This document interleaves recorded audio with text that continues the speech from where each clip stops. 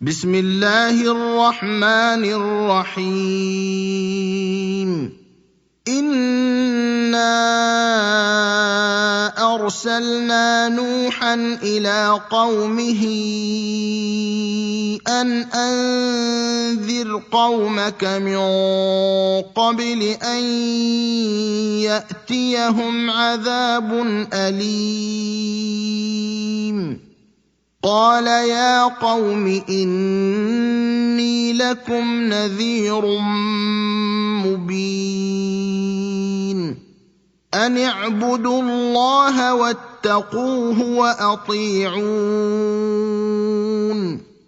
يغفر لكم من ذنوبكم ويؤخركم إلى أجل مسمى إن أجل الله إذا جاء لا يؤخر لو كنتم تعلمون قال رب إني دعوت قومي ليلا ونهارا فلم يزدهم دعائي إلا فرارا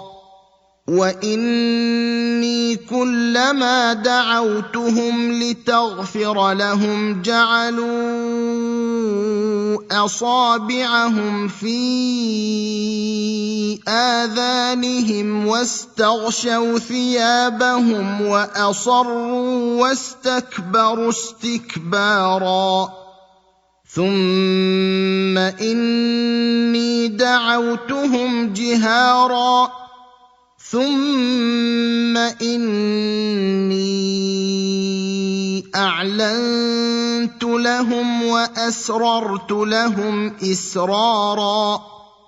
فقلت استغفروا ربكم إنه كان غفارا يرسل السماء عليكم مدرارا ويمددكم بأموال وبنين ويجعل لكم جنات ويجعل لكم أنهارا ما لكم لا ترجون لله وقارا وقد خلقكم أطوارا ألم تروا كيف خلق الله 7 سماوات طباقا وجعل القمر فيهن نورا وجعل الشمس سراجا والله أنبتكم من الأرض نباتا